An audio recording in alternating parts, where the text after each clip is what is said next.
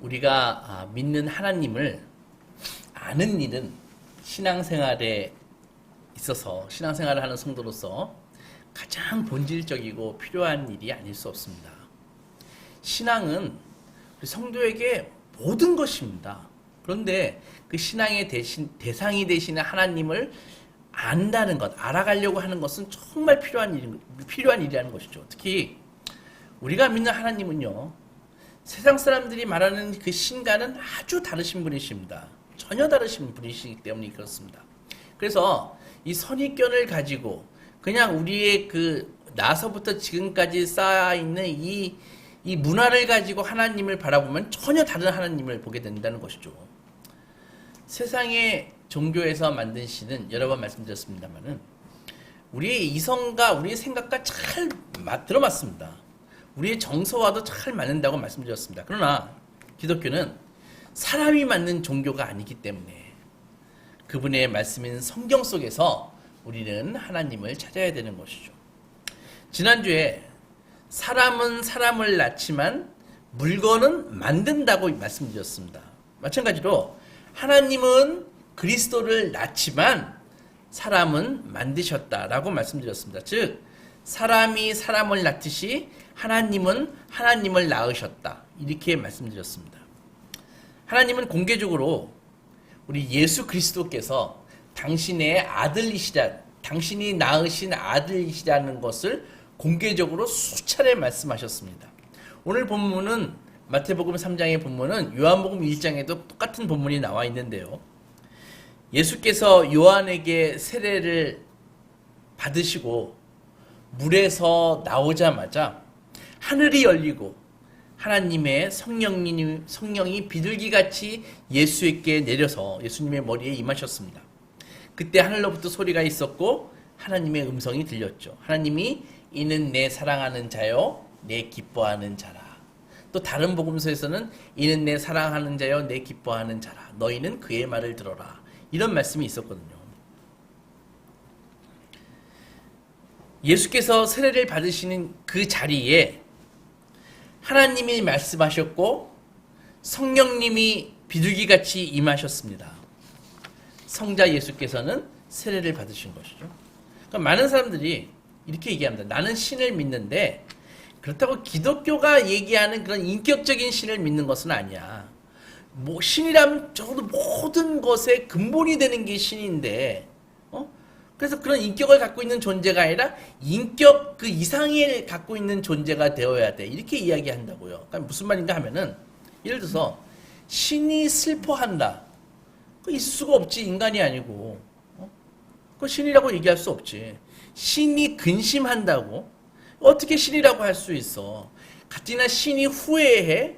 전지전능하다면서 전지전능하다면서 왜 신이 후회할 짓을 했나 보지, 이렇게 생각하는 것이죠. 그러므로 그런 신은, 그런 인격적인 신은 신이라고 할 수 없어, 이렇게 이야기합니다. 그러나 성경의 하나님은요, 인간의 고통에 슬퍼하시고 인간이 고통당할 때, 재난당할 때 슬퍼하시고 인간이 타락할 때 근심하시고 인간의 타락에 극에 달했을 때는 하나님께서 후회하신다라는 표현이 성경에 그대로 있습니다. 뿐만 아니라 인간을 사랑하십니다. 사랑하시는데 어느 정도까지 사랑하시냐면은 인간을 구원하시기 위해서 당신의 아들까지 값없이 대속물로 주시는 신이 우리가 믿는 하나님이시라고요. 그래서 잘 생각해 보면은 세상 사람들이 인격적인 신을 믿지 않는다라고 이야기하지만 잘 살펴보면 훨씬 그들이 믿는 신은 비정하고 감성적이지 않고 인정사정 없는 그런 절대자나 절대법, 그런 인격 이하의 신을 섬기고 있는 경우가 태반입니다. 힌두교와 불교에서 믿는 신은 우주의 법입니다. 카르마라는 말을 들어보셨습니까? 법이라고요. 법이라고요. 그래서 이 법은, 이 카르마라고 이 법은 우주의 삼라만상을 다 움직이고 이 윤회의 어마어마한 수레바퀴를 돌리는, 그게 그 법, 에너지, 이런 것이 카르마라고요. 그 법이 지구에서 살아가고 있는 그 수많은 사람들의 그 인생을 나면서부터 죽을 때까지를 잘 살펴보고 그지같이 살았으면 지옥에 보내고, 지옥도 7가지 단계가 있다고 합니다. 동물로 태어날 사람은 다시 동물로 태어나게 하고, 인간으로 보낼 사람은 인간으로 태어나게 할 사람은 다시 인간으로 태어나게 하고 분류해서 보내는 것입니다. 그리고 인류 역사상 오직 한 명, 이 윤회의 사이클을 벗어난 사람이 있는데 그분이 석가모니죠. 그들의 주장에 의하면요. 그래서 윤회의 사이클을 벗어날 정도로 훌륭한 사람은 윤회의 사이클을 벗어나게 해주는, 그게 그 카르마 법이라고요. 또 어떤 사상가들이 이렇게 주장합니다. 아주 흔한 생각인데, 인간의 영혼은 이 살다가 죽게 되면 혹은 여러 번 이렇게 윤회의 사이클을 돈 다음에는 이 대자연 우주에 흡수되는 거야. 한 방울의 비가 내리면 어떻게 되죠? 비가 내려서 시냇물로 흐르고 시냇물이 강이 되고 강이 바다로 가는 것처럼 인간이 죽어서 흙으로 우주로 흡수되는 거야. 이렇게 가르친다고요. 그러니까 이것은 사실 생각해 보면은 우리 눈으로 보는 거랑 똑같은 것입니다. 그들에게 이 우주가 곧 신이요 하나님입니다. 즉 사람은 죽어서 우주에 흡수되는 것이죠. 그래서 동시에 사라지는 것입니다. 잘 생각해 보십시다. 우리가 윤회가 되어서 끝없이 삶을 반복하든지 혹은 죽어서 우주에 흡수되든지 간에 우리 이성에 별 거리낌이 없습니다. 그렇잖아요. 지금 우리는 살고 있는데 우리 죽어본 사람이 있는 것도 아니고 눈에 보이는 대로 눈에 볼 수 있는 한 이 가르침들은 사실 우리의 이성을 그렇게 거리끼지 않는다고요. 어차피 뭐 죽은 다음에 이야기니까. 그러나 성경은 그렇게 이야기하고 있지 않습니다. 성도는 하나님의 생명 속에 이끌려 가면서도 우리의 정체성을 그대로 유지한다고요. 내가 권순철이면 죽어서도 나의 정체성은 그대로 유지되는 것입니다. 하나님 앞에서도 권순철이라는 이름으로 서 있는 것이죠. 우리는 오히려 하나님의 생명에 딱 이끌려갈 그 마지막에는 오히려 이전보다 훨씬 내가 나다워지는 것입니다. 훨씬 하나님이 기뻐하는 모습으로 변화되는 것이죠. 지금 거짓이 있고 부족함이 있고 이런 부족한 이 인생이 오히려 그런 불순물들이 쫙 빠지고 영광스럽고 아름다운 모습으로 나를 유지하면서 하나님 앞에 선다. 이것이 성경의 가르침이라는 것입니다. 이처럼 우리의 존재의 목적은 하나님의 생명 속으로 이끌려가는 것입니다. 성경은 이를 신랑 대신 예수 그리스도와 하는 결혼에 비유하고 있습니다. 예수 그리스도의 그 아름다운 신부로서 예수와 온전히 연합하는 것이죠. 우리가 믿는 하나님은 어떤 분일까요? 교회는 삼위일체의 하나님을 성도들에게 가르쳐 왔다고요. 그런데 이거 역사적으로 많은 논란을 갖고 왔습니다. 왜? 어려워요. 이해하기 어렵습니다.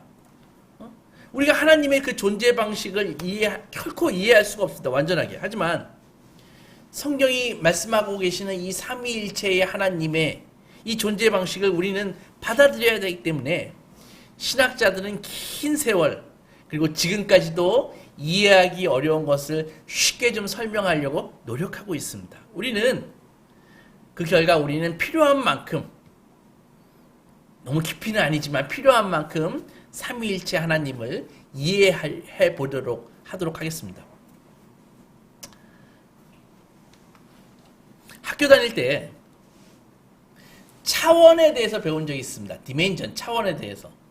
그래서 우리는 이 우주 공간에 자유롭게 움직이지 않습니까? 앞으로 가고 뒤로 가고 위로 가고 아래로 가고 좌측으로 가고 우측으로 가고 자연스럽게 움직일 수 있습니다. 왜? 우리가 3차원이라는 공간에 살고 있기 때문에 그렇습니다. 그런데 3차원이 있으면 2차원도 있을 수 있고 1차원도 있을 거 아닙니까? 1차원이 직선입니다. 그죠? 직선 안에서만 움직일 수 있는 그런 존재죠. 1차원은. 2차원은 면이지요. 이런 면 안에서만 움직일 수 있는 것입니다.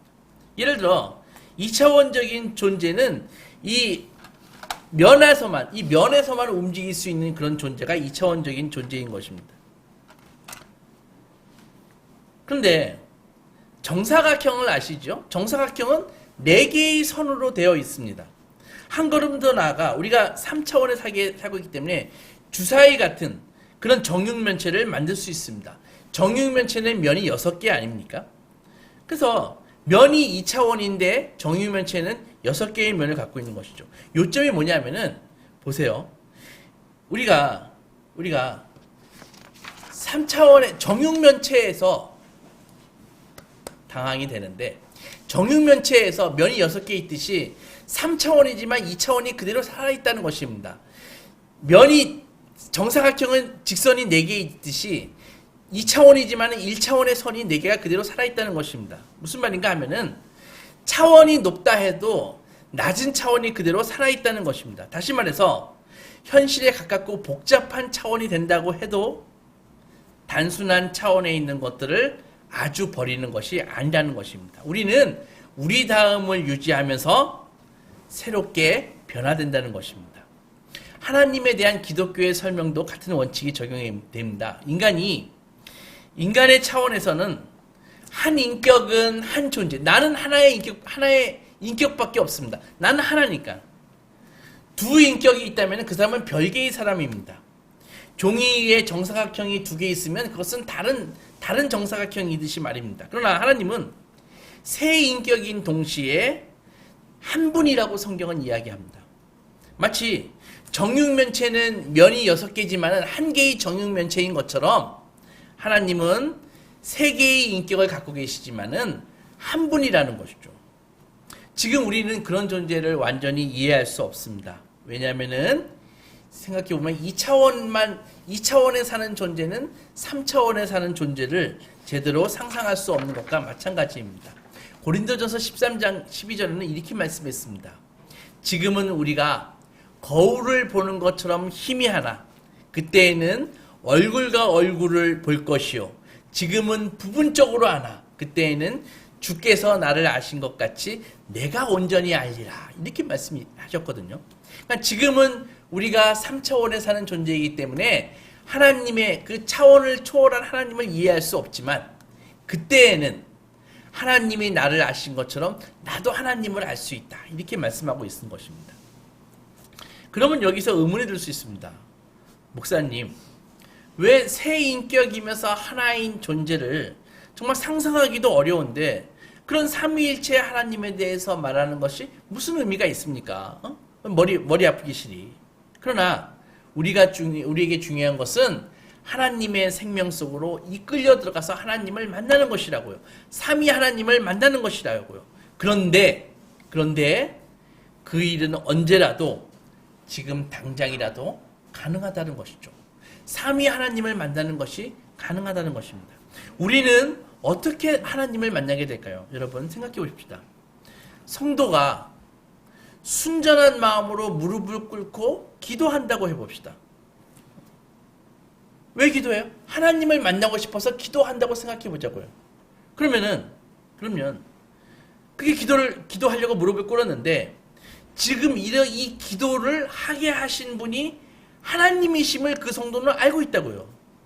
자기 속에 하나님이 자기를 기도하게 만드셨다는 것을 알고 있다고요. 또한 하나님에 대한 모든 참된 지식은 하나님이셨다가 인간이 되신 예수 그리스도를 통해서 모두 우리가 알게 되었다고요. 바로 예수께서 지금 나의 옆에서 나의 기도를 돕고 나를 위해서 기도하고 계신다는 것을 성도는 알고 있습니다. 지금 이 성도가 무릎 꿇고 기도하고 있는 이 공간에서 어떠한 일이 일어납니까? 하나님은 이 성도가 기도하고 있는 이 기도의 대상이 되시죠. 기도의 목표가 되시죠. 또한 성도가 기도하도록 힘을 주시고 원동력을 주시는 그런 원동력이 되십니다. 동시에 그 목표를 향해 나아가는 길이 되신다는 것이죠. 어떻게 삼위 하나님이 역사하신지 아시겠습니까? 이 평범한 사람이 기도하고 있는 이 작은 공간에서도 삼위 하나님께서 그 삼중적인 삼위 하나님 생명 전체가 실제로 움직이고 있는 것입니다. 이 사람은 지금 더 높은 종류의 생명, 지난주에 말씀드린 그 영원한 영적인 생명, 조회, 하나님이 주시는 생명, 조회 속으로 들어 올려지고 있는 것이라고요. 성도가 진심으로 기도할 때 하나님은 기도의 목표가 되시고 성령 하나님은 기도할 수 있도록 힘을 주시고 기도할 수 있는 마음을 주시고 예수 그리스도는 그 기도에 길이 되어 주신다는 것입니다. 그 성도는 지금 하나님에 의해 하나님을 통해서 하나님 안으로 들어가고 있는 동시에 여전히 자기 자신으로 남아있는 것이죠. 2000년 전의 사람들은 막연하지만 하나님에 대해 알고 있었습니다. 소와 양을 잡아서 각을 떠서 태워서 하나님께 제사를 드리고 속죄하기도 하고 감사의 제사를 올리기도 했습니다. 그런데 어느 날 한 사람이 나타났습니다. 그 사람이 나타나서 자기가 하나님이라고 주장을 합니다. 미친 사람 아니야? 다 그렇게 생각했습니다. 처음에. 그래서 사람들은 의심의 눈초리로 그 사람을 검증하기 시작했습니다. 자기가 하나님이라고. 그런데 그는 인간으로서 할 수 없는 일을 막 하기 시작했고 무엇보다도 그분의 인격과 가르침이 쉽게 미친 사람으로 버릴 수가 없었습니다. 그는 사람들에게 믿음을 주었습니다. 그리고 결정적으로 분명히 그가 십자가 위에서 잔인하게 살해당하는 것을 봤는데 얼마 후에 그를 다시 만날 수 있었습니다. 두 손에 못자국과 허리에 찔린 창의 자리를 보여주면서 그는 사람들이 알던 그분임을 입증했습니다. 40여 일 동안 그 후로 제자들과 교제하시다 500여 명이 보는 사람 앞에서 3차원의 공간에서 하나님의 차원으로 하나님의 공간으로 이동하셨습니다. 어떤 분들은 예수님이 우주공간 멀리 날아가셨다고 생각하는데 그런 게 아닙니다. 여러분 아까 차원 얘기를 잠깐 들으셨죠? 이 면에 사는 존재는 여기서 1mm만 떨어져도 그 존재를 볼 수 없습니다. 인식할 수 없습니다. 왜? 1mm만 떨어져도 3차원 공간이니까. 그런 것입니다. 예수 그리스도께서 어떻게 지금 우리가 가까이 계십니까? 지금 우리 이 3차원의 공간에서는 알 수가 없지만 차원 한 개만 높아져도 1mm만 떨어져도 우리는 알 수 없습니다. 그러나 아주 가까이 계시는 것이죠. 우리와 함께하고 계시는 것이죠. 이후에 예수님이 하나님의 공간으로 가신 그 이후에 그 남은 사람들이 모였습니다. 모여서 기도하는데 분명히 어떤 방식인지 정확하게 이해할 수 없지만 하나님께서 예수의 영께서 자기들과 함께 하신다는 사실을 깨달았습니다. 그분은 성도의 가슴 속에서 불같이 임하셔서 인도해 주셨고 전에는 할 수 없었던 일을 하게 해 주셨습니다. 이 모든 일을 살펴본 끝에 교회는 삼위일체 하나님이라는 기독교의 정의에 도달하게 된 것입니다. 이 정의는 우리가 만든 게 아니에요. 우리가 경험적으로 알게 되는 것입니다. 생각해 보십시오. 암석을 연구하는 사람이 있습니다. 우리는 스스로 암석을 찾아다녀야 되는 것이죠. 암석이 우리한테 오지 않습니다. 암석이 도망가지도 않습니다. 전적으로 주도권이 우리에게 있습니다. 그런데 침팬지를 연구하면 어떤 일이 벌어질까요? 제인 구달 박사를 아십니까? 침팬지를 연구하려면 침팬지 그 사회에 가지고 가만히 있어야 됩니다. 방해하지 않고. 그러면은 침팬지를 조금 알 수 있습니다. 이때 주도권은 사람이 갖고 있고 침팬지는 요만큼 갖고 있습니다. 사람을 연구한다고 생각해 봅시다. 어떤 사람과 사귀고 싶어요. 그렇기 위해서는 그 사람이 마음을 열고 내가 노력해야 됩니다. 그 사람이 도망가면 내가 그 사람과 사귈 수 있는 방법이 없습니다. 이럴 때 주도권은 반반씩 갖고 있는 것이죠. 내가 사귀고 싶고 그 사람도 마음을 열어야 되는 것입니다. 반면에 하나님을 알고자 할 때는 주도권이 어떻게 될까요? 인간의 차원에 계시는 분이 아니시지 않습니까? 이건 전적으로 하나님께서 자신을 보여주시지 않으면 우리는 무슨 수를 써도 그분을 알 수 없습니다. 2차원의 존재가 3차원의 존재가 2차원의 존재가 3차원의 존재가 1mm만 떠 있어도 알 수 없는 것처럼 하나님이 우리에게 알려주시지 않는 한 우리는 알 수 없다는 것이죠. 이것은 실제로 하나님께서요 자신을 더 많이 보여주시는 사람들이 있습니다. 이것은 하나님께서 인간을 차별하시기 때문이 아닙니다. 마태복음 5장에서 8절에 마음이 청결한 자는 복이 있나니 그들이 하나님을 볼 것이미요 라고 말했습니다. 마음의 됨됨이가 온통 잘못되어 있는 사람에게는 하나님도 자신을 보여줄 수 없습니다. 여러분 보세요. 햇빛이 똑같이 다 비치지 않습니까? 그러나 깨끗한 창을 통과한 빛과 더러운 창을 통과한 빛은 완전히 다른 것입니다. 무슨 말입니까? 우리가 별을 관찰하기 위해서는 천체 만환경이 필요하지 않습니까? 그러나 하나님을 볼 수 있는 도구는 바로 우리 자신이라는 것입니다. 사람의 자아가 깨끗하고 밝지 못하면, 그리고 믿음이라는 그 망원경이 없으면 하나님의 모습 또한 더러운 렌즈로 보는 달처럼 막 흐려 보인다는 것이죠. 지금 이 지구상에 종교라는 이름으로 자행되고 있는 이 끔찍한 악들이 얼마나 많이 있습니까? 그들은 다 더러운 렌즈를 통해서 하나님을 보고 있는 것입니다. 하나님이 잘못된 것이 아니라, 하나님은 참다운 사람에게만 자신의 있는 모습 그대로 보여주실 수 있습니다. 참다운 사람들이란 어떤 사람들인가요? 단순히 착한 사람인 것이 아니라 서로 사랑하고 연합되어 있는 그 믿음의 사람들의 모임이라는 것이죠.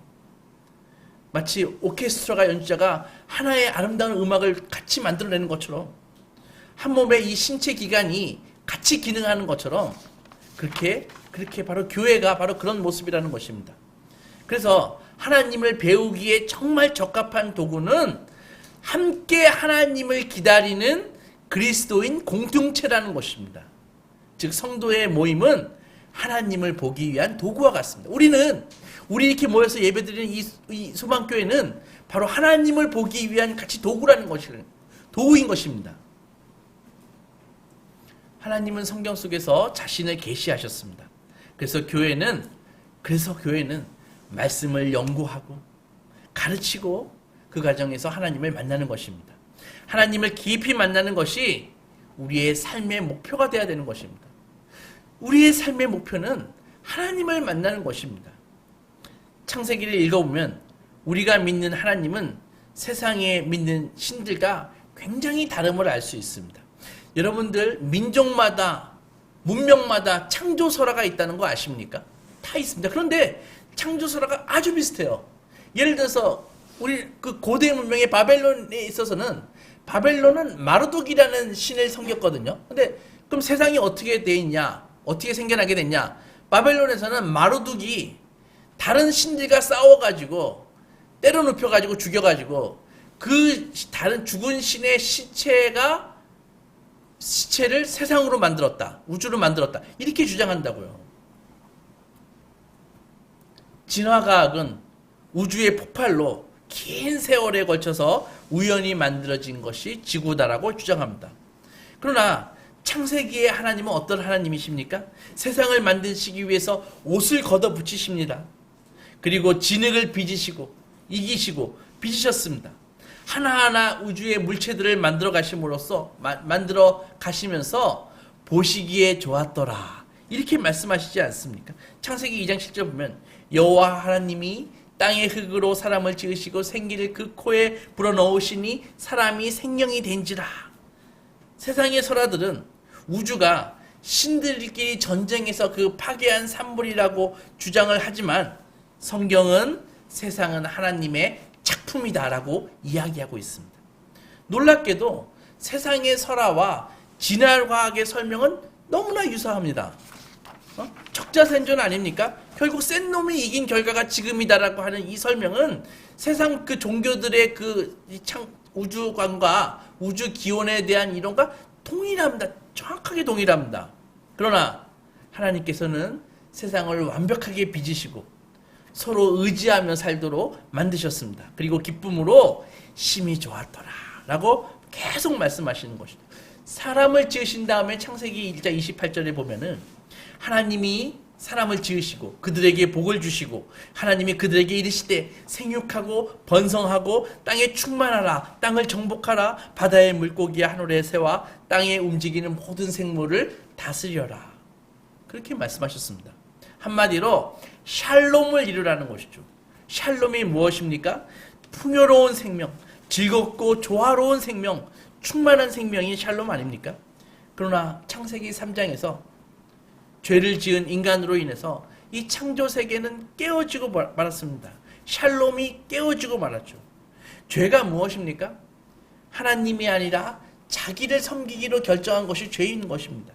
그런데 하나님을 최고로 여기지 않고 그분을 위해 살고 그분을 즐거워하는 것을 포기하고 버려버리는 순간에 이 창조 세계는 엉망진창이 돼버렸다고요. 오늘날처럼 세상의 기초가 무너지고 이제는 압제와 전쟁이 난무하고 범죄와 폭력이 편만하고 자연재해와 노화와 죽음이 다 이 죄의 결과로 들어왔습니다. 사도 바울이 로마서 8장에서 말씀하시듯이 온 세상이 이 썩어짐의 종로를 타고 허무한 데 굴복하게 되는 이 지경에 빠졌다고요. 썩어짐의 종로를 탄다. 하드웨어가 다 망가졌다는 것입니다. 허무한 것을 추구한다. 소프트웨어가 다 망가졌다는 것입니다. 이 재앙은 인간이 다시 회복될 때까지, 예수 그리스도께서 이 땅을 다시 회복시키실 때까지 계속될 것이라고 말씀합니다. 여러분, 우리의 내면을 잘 관찰해 보면, 보세요. 한번 자기 자신을 한번 잘 관찰해 보십시오. 어떤 것에도 만족하지 못하는 자기 자신을 발견할 수 있는 것입니다.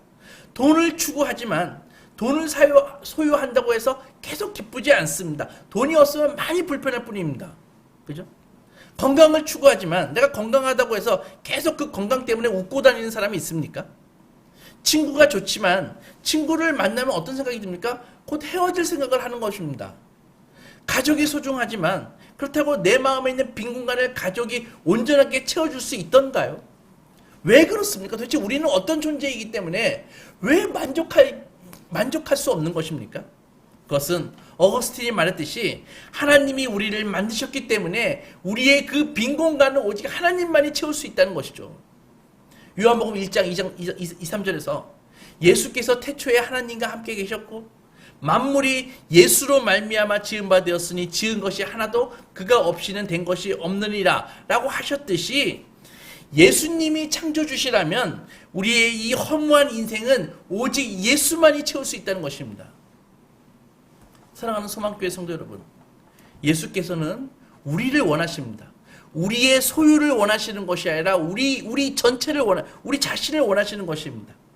여러분, 옛 자아를 주님께 드리면 주님께서는 우리에게 새로운 자아를 주십니다. 죄는 나쁜 짓을 하는 것만 죄가 아니라 좋은 것을 하나님 자리에 놓는 게 그게 죄라는 것입니다. 삼위 하나님을 만나는 일에 인생의 목적을 두십시오. 그러기 위해서 온전히 우리의 자아를 그분께 드려야 됩니다. 우리가 계속 쾌락을 추구하고 야망을 추구하고 돈을 중심으로 한 개인의 행복을 추구하는 한 결코 그분에게 도달할 수가 없습니다. 여러분, 내가 풀밭이면은 풀을 아무리 잘라내 보십시오. 여전히 풀이 자랄 것입니다. 정말 풀이 아니라 밀을 원하면 완전히 갈아엎고 씨앗을 다시 뿌려야 밀을 얻을 수 있는 것입니다. 잊지 마십시오.